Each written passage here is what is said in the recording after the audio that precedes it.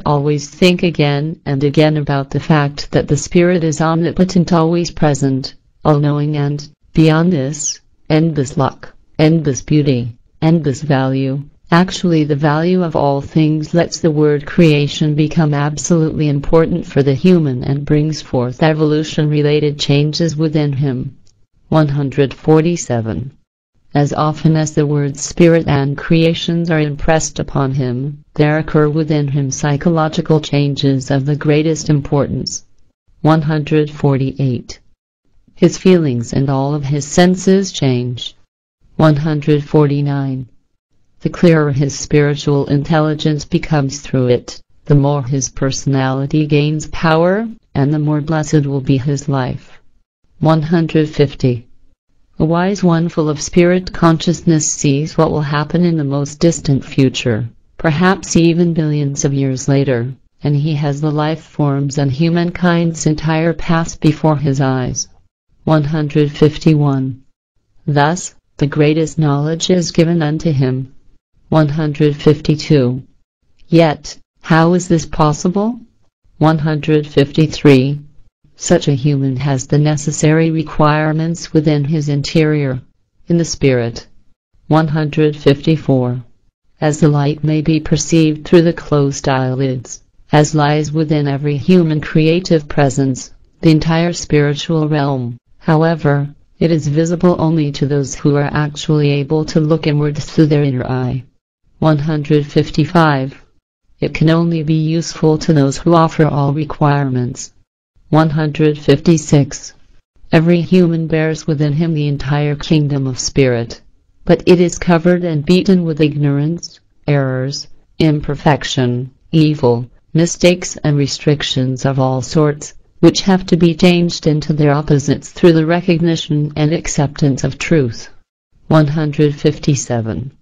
The human must resolve and open all evils by developing abilities that are opposed to everything that is degenerated and which lead to a neutral balance. 158. The way of experiencing the Spirit will be accelerated through the unfolding of conscious searching and the gathering of true knowledge, and this unfolding leads to the true and all-encompassing, cosmic wisdom and love, based on the cognition that creation is present within everything. 159. The human is one with everything within creation, in truth, wisdom and love, in the kingdom of the Spirit. 160. The truth and wisdom, that the human is separated through space and time and the body from each other, this, however, may be overcome through the internal experience. 161. Wisdom and love combined, knowledge and truth combine, the Spirit's wisdom and love lead through experienced unity and creation itself, to universal joy, power and perfection. 162. Since the human does not know what is of creation, and is led astray, namely by spirit-enslaving religions, he makes a great many mistakes, searches for the true treasures in the wrong places and, thereby, violates all nature-related and creative order and all rules of laws. 163. As precisely as he will observe the human laws of the human society, he still will constantly offend against all laws and rules and order of what is creative in the universe, and will let himself be captured in human material troubles, sorrows and problems, in fright, false teachings, deceptions and failings, in misfortune, spiritual ignorance and spiritual enslavement and restrictions. 164.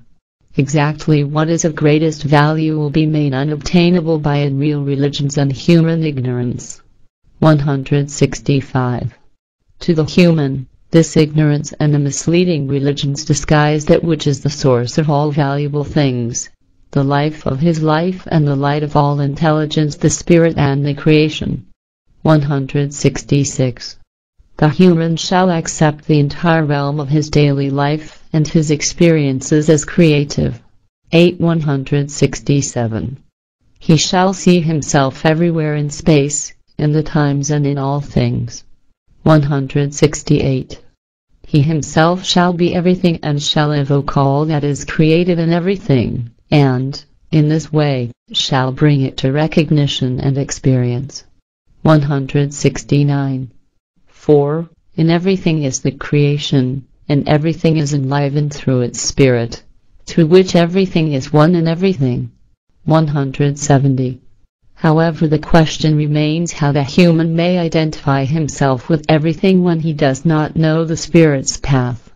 171. Generally, he identifies himself with his body. 172. But what will happen when he tries to enter into the truth and aligns himself in his interior with the creative being and the spiritual reality? 173. Involuntarily the entire world dissolves in this real reality, the spiritual truth. 174. The one and only principle of what is creative spiritual rules everywhere. 175. But how shall the human identify himself with everything?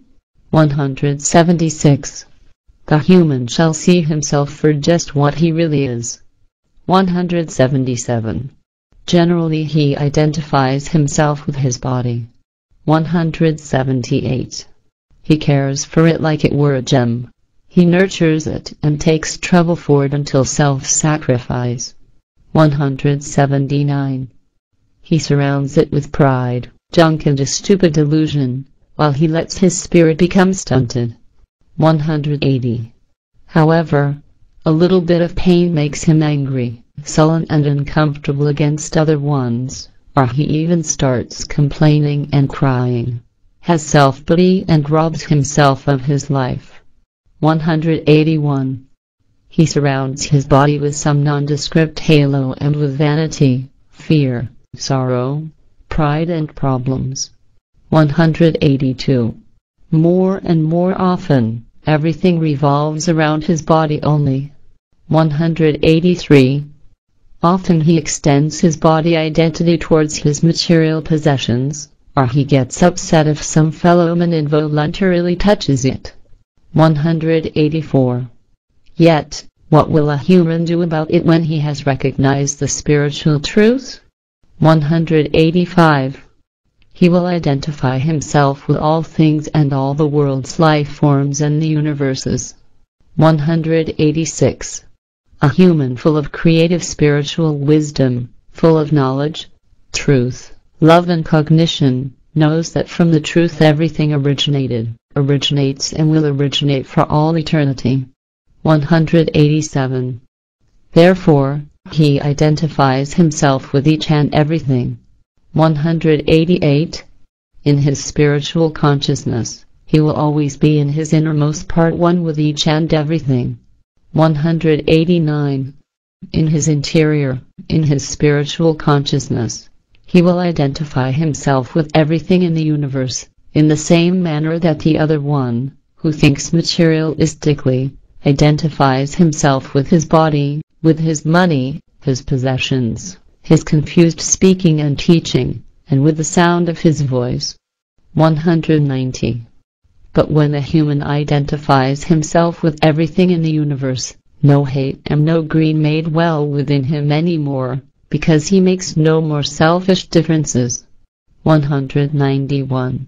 He has just become one with the essence in everything. 192.